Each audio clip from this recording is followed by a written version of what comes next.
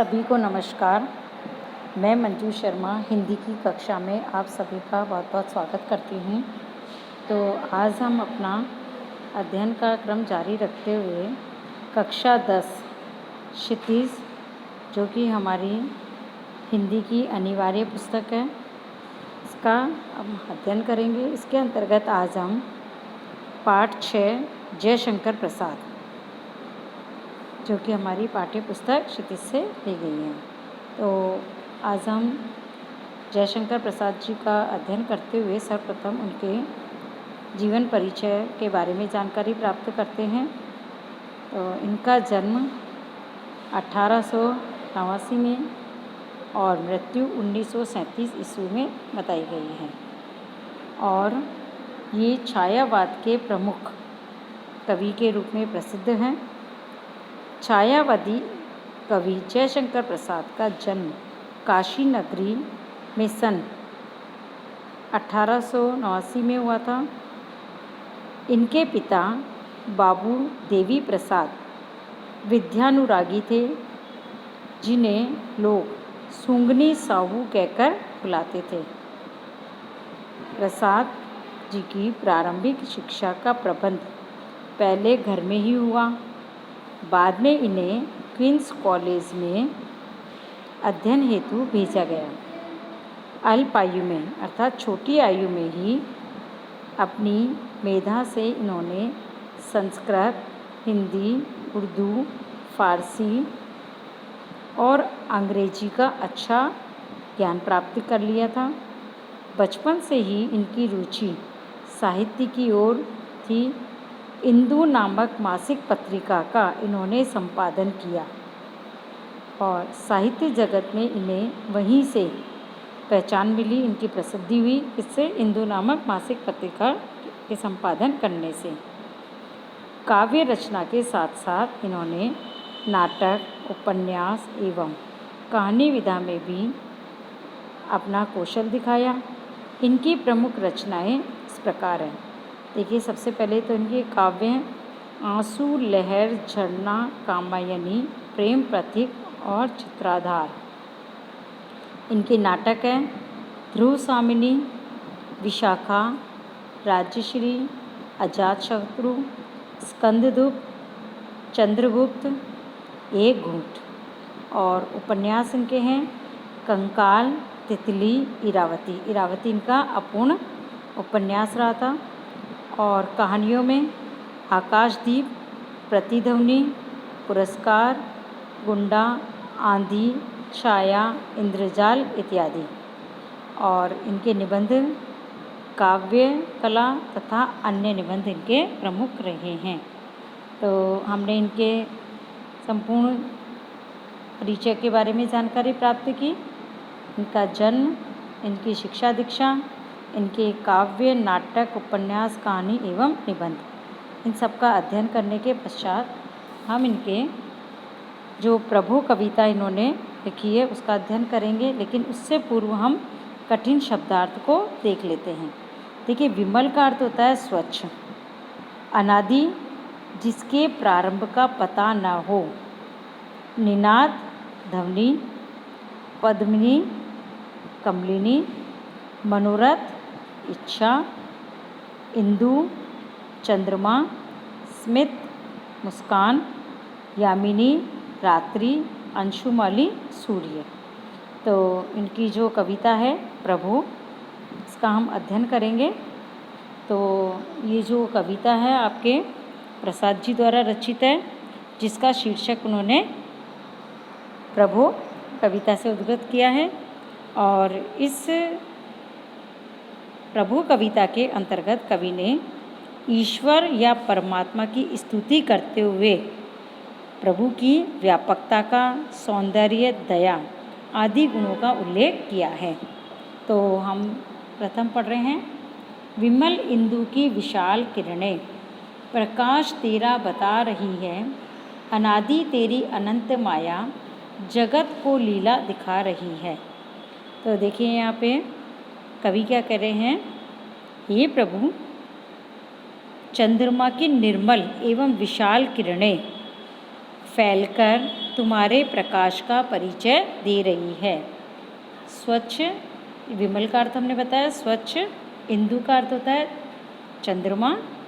अनादि, जिसका कोई अंत नहीं है, यानी प्रारंभ का पता न चले, जिसके प्रारंभ का पता न चले। अनंत होता है जिसका अंत ज्ञात न हो। प्रसार, फैलाव। अब यहाँ कवि ईश्वर की महिमा का, उसकी व्यापकता का, सौंदर्य का वर्णन कह रहे हैं कि तुम्हारी शक्ति एवं व्यापकता का पता रही है। ये जो चंद्रमा की निर्मल एवं विशाल किरणें फैल कर तुम्हारे प्रकाश का परिचय दे रही है, वह आपकी शक्ति एवं व्यापकता को बता रही है। वे किरणें यह दिखा रही है कि ईश्वर की माया, प्रकाश तेरा बता रही है अनादि तेरी अनंत माया, कि ईश्वर की माया अनादि और अनंत है। अनादि जिसके आरंभ का पता नहीं, और अनंत जिसके अंत का ज्ञात न हो। तथा संसार की भी यही स्थिति है, संसार की लीला की भी यही स्थिति है। अर्थात ईश्वर की लीला कहाँ से और कब से प्रारंभ हुई तथा कितनी असीम है, यह सब कोई नहीं जानता है। प्रसार तेरी दया का, ये देखना है तो देखे सागर, तेरी प्रशंसा का राग प्यारे तरंग मालाएं गा रही है। अब देखिए यहाँ कवि क्या कहना चाह रहे हैं, ईश्वर की दया का फैलाव कितना विस्तृत है। ऐसा यदि देखना है तो समुद्र का विस्तार देखना चाहिए। प्रसार तेरी दया का कितना, नहीं ईश्वर के प्रसार की, उसकी व्यापकता का फैलाव कितना है, ये देखना है तो देखे सागर, तो सागर के विस्तार को देखना चाहिए। अर्थात समुद्र के व्यापक विस्तार के समान ईश्वर की दया का प्रसार है। तेरी प्रशंसा का राग प्यारे तरंग मालाएं गा रही है, और समुद्र की लहरों की असंख्य कतारें ईश्वर की प्रशंसा का राग गा रही है, ईश्वर की सर्वश्रेष्ठता के गीत गा रही है। तो आपने देखा कि किस प्रकार से कवि ने स्तुति रूप में ईश्वर की अनादि अनंत स्थिति का तथा अति व्यापक प्रसार का वर्णन किया है और अपनी आस्था व्यक्त की है। इसके पश्चात देखिए, तुम्हारा स्मितो जिसे निखरना, वो देख सकता है चंद्रिका को। तुम्हारे हंसने की धुन में नदियाँ निनाद करती ही जा रही है। तो यहाँ पर कवि क्या कहना चाह रहा है, स्मित का अर्थ होता है मुस्कान, और निरखना का अर्थ होता है देखना। चंद्रिका चांदनी, और निनाद का अर्थ होता है स्वर लहरी, यानी अव्यक्त ध्वनि। अब देखिए यहाँ कवि क्या कहना चाह रहा है कि हे प्रभु, इसमें कवि ने प्रभु को, अपने ईश्वर को संबोधित करते हुए कह रहे हैं कि चांदनी एवं नदियों की कलकल ध्वनि आदि के माध्यम से, चांदनी एवं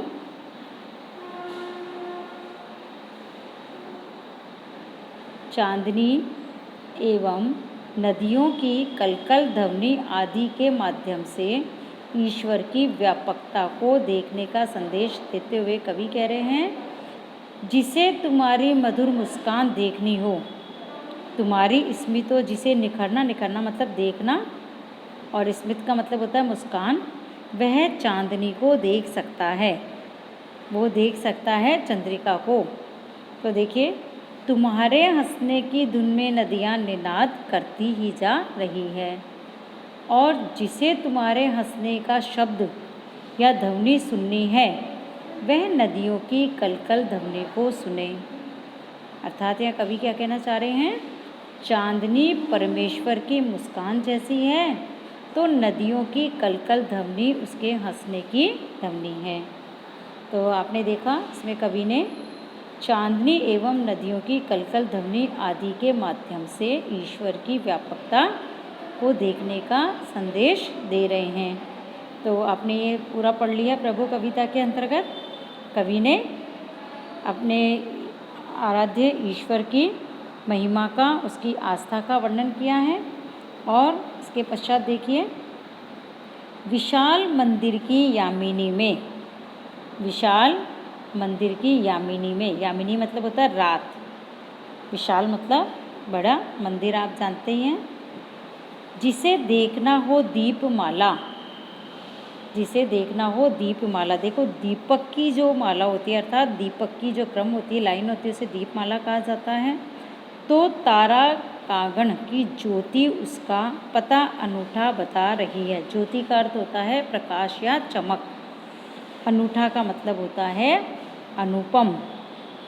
तो यहाँ कवि क्या कहना चाह रहा है कि रात्रि में जिसे इस संसार रूपी विशाल मंदिर में दीपकों की कतार देखनी हो, विशाल मंदिर की यामिनी में जिसे देखना हो दीपमाला, तो तारकागण की ज्योति उसका पता अनूठा बता रही है। तो वह रात में चमकते हुए तारों को देखे, रात में जो तारे चमकते हैं आकाश में उसे निहारें, क्योंकि तारों की ज्योति में उसे ईश्वर की सत्ता का पता मिल जाता है। उसकी अनुपम छवि, उसकी अनुपम छवि का बोध हो जाता है, किसकी? ईश्वर की। तो देखिए यहाँ पर कवि ने अपने आराध्य, अपने प्रभु के लिए बताया है कि यदि जिसे भी अपने प्रभु की ज्योति का, ईश्वर की सत्ता का पता करना है, तो वह रात्रि में दीपकों की कतार देखे, रात्रि में संसार रूपी विशाल मंदिर में जो दीपक की कतार है उसे देखे, और वह रात में चमकते हुए तारों को देखे, क्योंकि तारों की ज्योति या उसका प्रकाश होता है, उससे ही हमें ईश्वर की सत्ता का मालूम होता है, उससे ही हम पता लगा सकते हैं। इसके पश्चात देखें, प्रभो प्रेम में प्रकाश हो तुम, प्रभो प्रेम में प्रकाश तुम हो, प्रकृति पद्मनी के अंशुमाली, असीम उपवन के तुम हो माली, धरा बराबर बता रही है। अब यहाँ देखिए, पद्मनी का अर्थ होता है कमलिनी, प्रेम में पूर्ण, प्रकाश जो कि हमारे ज्योति के लिए है, अंशुमाली सूर्य, अंशुमाली सूर्य, असीम यानी दूर दूर तक विस्तृत, उपवन बगीचा या बाग, माली मतलब जो रखवाली करता है यानी स्वामी, धरा पृथ्वी। और यहाँ कवि क्या कह रहे हैं, ईश्वर को समस्त सृष्टि का पालक रक्षक बताते हुए और सभी की मनोकामनाओं को पूर्ण करने वाले प्रभु की स्तुति करते हुए कह रहे हैं, हे ईश्वर, इस समस्त प्रकृति रूपी कमलिनी को विकसित करने वाले सूर्य ही तुम हो।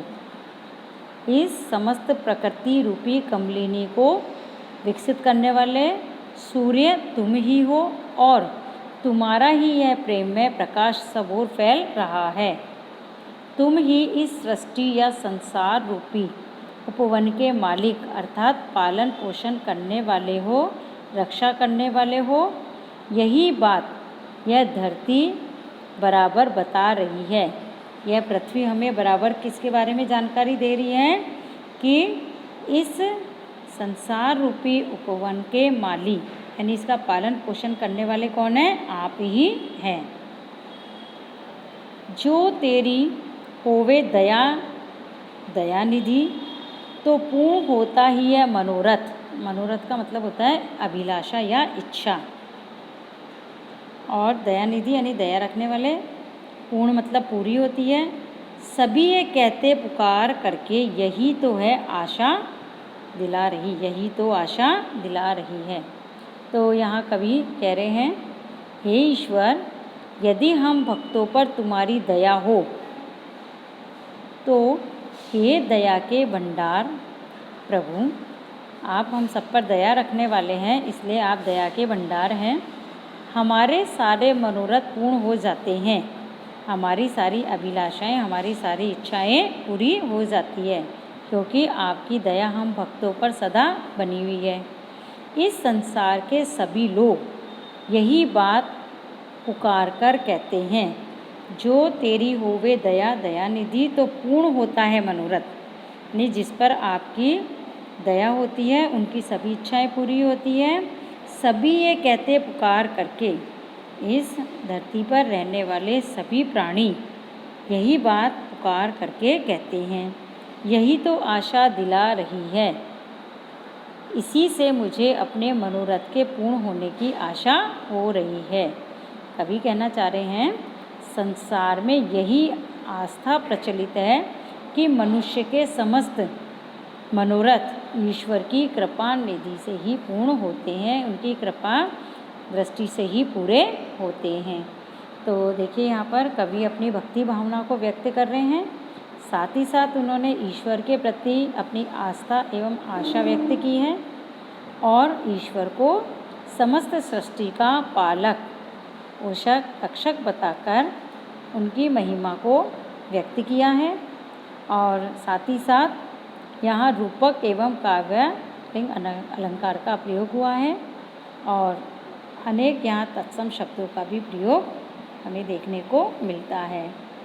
तो हमने आज ये पूरा जो आपके प्रभु कविता है उसकी सारी व्याख्याएं पढ़ ली हैं और साथ ही साथ कठिन शब्दों का हमने अध्ययन कर लिया है।